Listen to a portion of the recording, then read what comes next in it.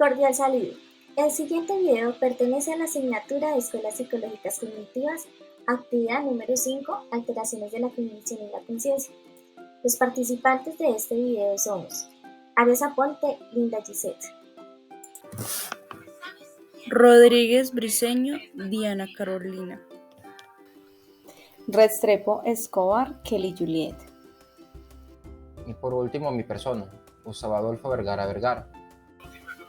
Bueno, vamos a hablar de un tema muy importante que normalmente a veces nos hacemos ese tipo de interrogantes sobre a qué se le denomina inconsciente cognitivo.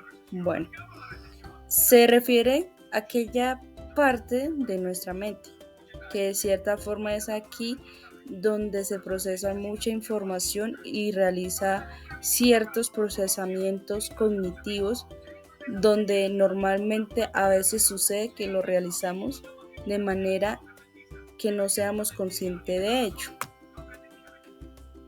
Y lo más increíble de todo esto es que se realiza de una manera muy automática y rápida, donde puede pasar que en muchas ocasiones no se presta esa atención consciente a lo que se está sucediendo en general del alrededor donde esta persona se encuentra.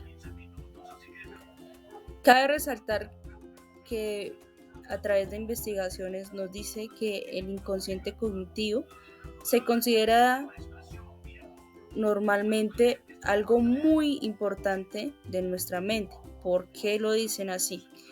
Porque es ella la que nos permite procesar información de manera eficiente y a tomar decisiones rápidas y precisas, en que debemos realizarlas en nuestras situaciones cotidianas de nuestras vidas. negligencia atencional o sensorial, también conocida como heminegligencia. Este es un síndrome donde un paciente tiene dificultad para responder a estímulos situados en el lado opuesto de alguna lesión que causa el déficit. El individuo no procesa espontáneamente su atención hacia ese hemicuerpo. La falta de atención se puede producir en diferentes modalidades de estímulos, como lo son la parte táctil, la parte visual y la parte auditiva. La negligencia atencional puede producirse por varias causas, ya sea por una lesión cerebral, daño neurológico o un trastorno psiquiátrico. Tipos de negligencia atencional. Existen varios tipos, pero estos dependen siempre y cuando dependa de alguna parte del cuerpo que está afectado por el déficit de atención. Estas son: extensión sensorial. Se presenta de manera multimodal, ya sea visual, auditiva o táctil. Hablaremos de la visual. Esta se presenta cuando el paciente no presta atención a una parte de su campo visual, ya sea a la derecha o ya sea a la izquierda. La auditiva es cuando se presenta el individuo que no presta atención a los sonidos que se producen a una parte de su espacio. Un ejemplo de ellos es que ignore el audio de una parte de su cuerpo, ya sea, por ejemplo, la parte derecha.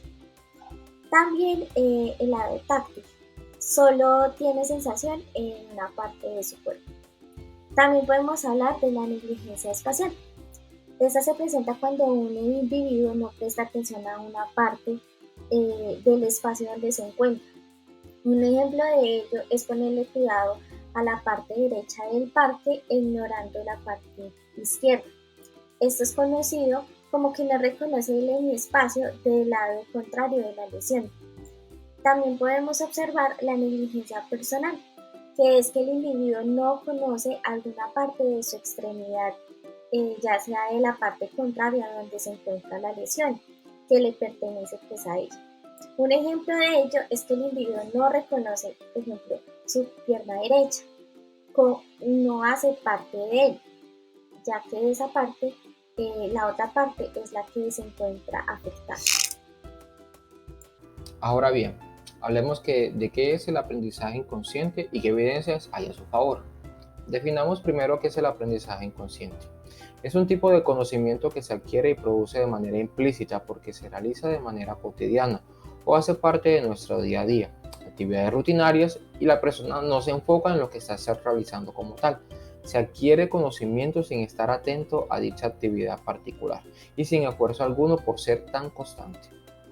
Cabe mencionar que este tipo de aprendizaje siempre ha existido, de hecho fue el primer tipo.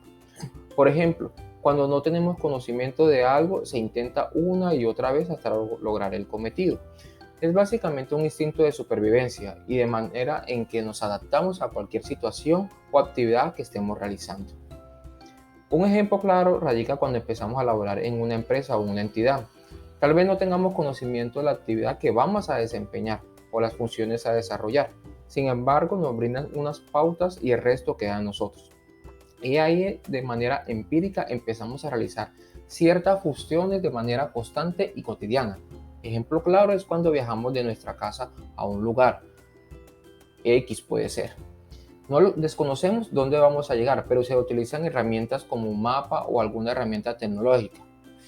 Pero luego de un tiempo determinado de tanto hacerlo una y otra vez, ya nos memorizamos muchos aspectos, como son las direcciones, las calles y demás.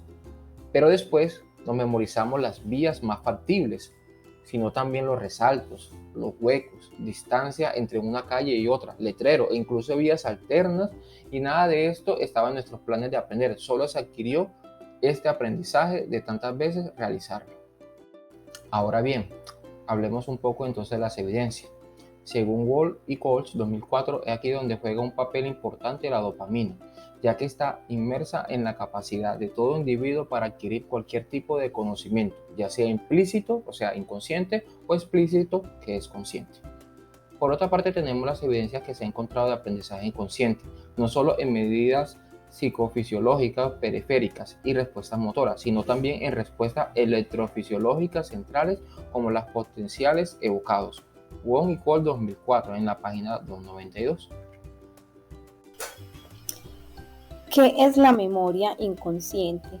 La memoria inconsciente se refiere a la capacidad del cerebro para almacenar información y experiencias que no son accesibles conscientemente. Esta información puede incluir recuerdos de experiencias pasadas, habilidades motoras, respuestas emocionales y patrones de pensamiento y comportamiento. Esta es conocida como memoria implícita.